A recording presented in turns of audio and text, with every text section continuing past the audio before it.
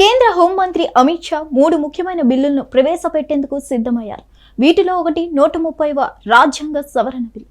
ఆ బిల్లు సారాంశం ఏంటంటే తీవ్రమైన నేరోపణలతో అరెస్ట్ అయి వరుసగా 30 రోజుల పాటు నిర్బంధంలో ఉంటే ప్రధాన మంత్రినైనా కేంద్ర మంత్రినైనా పదవి నుంచి తొలగించేందుకు వీలు కల్పించే బిల్లును లోక్సభలో ప్రవేశపెట్టనున్నట్టు అధికార వర్గాలు తెలిపాయి. తీవ్ర నేర ఆరోపణకు గురై అరెస్ట్ అయినప్పుడు కేంద్ర మంత్రిని, రాష్ట్ర లేదా కేంద్ర పాలిత ప్రాంత ముఖ్యమంత్రిని, రాష్ట్ర మంత్రిని పదవి నుంచి తొలగించేందుకు కొత్త బిల్లు అనుమతిస్తుందని వెల్లడించాయి. కనీసం 5 ఏళ్ల శిక్ష పడే నేరానికి పాల్పడి అరెస్ట్ అయి నెల రోజులు జైల్లో ఉన్నట్లయితే 31వ రోజున వారి పదవి పోయేలా నిర్బంధనను ఈ బిల్లులో చేర్చారు. వారంతట వారు రాజీనామా చేయకపోయినా కొత్త నిబంధన ప్రకారం పదవిని కోల్పోతారు.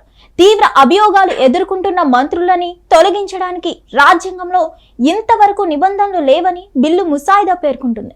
ఢిల్లీ మాజీ ముఖ్యమంత్రి అరవింద్ కేజ్రీవాల్, తమిళనాడు మాజీ మంత్రి వి సెంథిల్ బాలాజీలు గతంలో అరెస్ట్ అయినా సరే తమ పదవులకు రాజీనామా చేయలేదు. ప్రతిపక్ష పాలిత రాష్ట్రాల ముఖ్యమంత్రులని అరెస్ట్ చేయించి అస్థిరపరచడానికే కేంద్రం ఈ బిల్లును తీసుకువస్తుందని కాంగ్రెస్ మండిపడుతుంది. కేంద్ర ప్రభుత్వం లోక్సభలో మొత్తం 4 కొత్త బిల్లులను ప్రవేశపెట్టనుందని నేపథ్యంలో జమ్మూ కాశ్మీర్ కు రాష్ట్ర హోదా పునరుద్ధరిస్తారన్న ఊహాగానాలు కూడా ఊపందుకున్నాయి.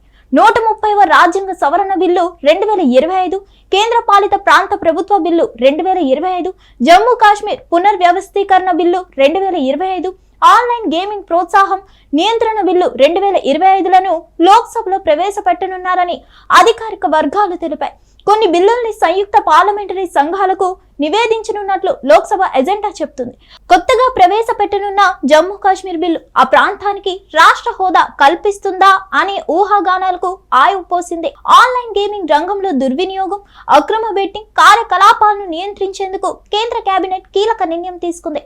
చాలా కాలంగా ఎదురు చూస్తున్న ఆన్లైన్ గేమింగ్ బిల్లుకు కేబినెట్ ఆమోదం తెలిపింది. దీన్ని పార్లమెంట్ లో ప్రవేశపెట్టనున్నారు. ఆన్లైన్ గేమ్స్, ఈ స్పోర్ట్స్ మధ్య విభజన చూపించేలా బిల్లును రూపొందించారు. ఇది చట్టం రూపం దాల్చితే మనీ బేస్డ్ గేమింగ్ ట్రాన్సాక్షనింగ్ బ్యాన్ అవుతుంది. నిబంధనల్ని ఉల్లంఘించి ఆన్లైన్ గేమ్స్ అందిస్తున్న వారికి 3 ఏళ్ల వరకు జైలు శిక్ష లేదా ₹1 కోటి వరకు జరిమానా లేదా ఆ రెండు విధించాలని ప్రతిపాదించారు. సంబంధిత అడ్వర్టైజ్మెంట్స్ లో భాగం పంచుకున్న వారికి గరిష్టంగా 2 ఏళ్ల జైలు శిక్ష, 50 లక్షల వరకు జరిమానా విధిస్తారు. వీటి ఆర్థిక లావాదేవీల్లో ప్రమేయం ఉన్నవారికి గరిష్టంగా 3 ఏళ్ల శిక్ష, ₹1 కోటి వరకు జరిమానా వేస్తారు. బెట్టింగ్ లేదా జూదం కలిగిన గేమ్లను ప్రసిద్ధులు, ఇన్ఫ్లుయెన్సర్లు ప్రమోట్ చేయడం నిషేధం. ఉల్లంఘన చేసిన వారిపై న్యాయపరమైన చర్యలు తీసుకుంటారు.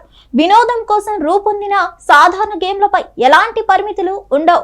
భవిష్యత్తులో ఇలాంటి గేమ్లను అంతర్జాతీయ ఒలింపియాడ్లలో కూడా పరిగణించే అవకాశం ఉందని కేంద్రం స్పష్టం చేసింది. పన్నుల పరంగా బెట్టింగ్ గేమింగ్ యాప్లను సీన్ గూడ్స్ కేటగిరీ కిందకి తీసుకురావాలని కేంద్రం పరిశీలిస్తుంది. ఇది అమలైతే 40% వరకు జీఎస్టీ పన్ను విధించబడే అవకాశం ఉంది. హిట్ టీవీ యాప్, ఇందులో short news, live news, entertainment shows, movies, digital magazines తో పాటు మీ జిల్లా వార్తలను కూడా ఫ్రీగా చూడొచ్చు.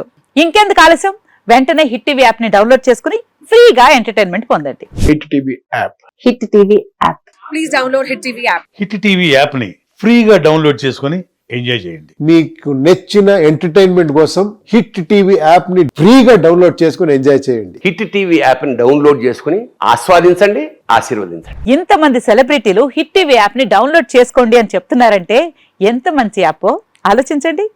అమెరికా అమెరికా అమెరికా అమెరికాలో చదవాలనుకునే వాళ్ళకి విశ్వసనీయమైన పేరు మన శౌర్య కన్సల్టెన్సీ. UK లో 1 year masters. UK లో 1 year masters. 2 years work permit up to 5 years visa. Contact Saurya Consultancy. Contact 89851 89851.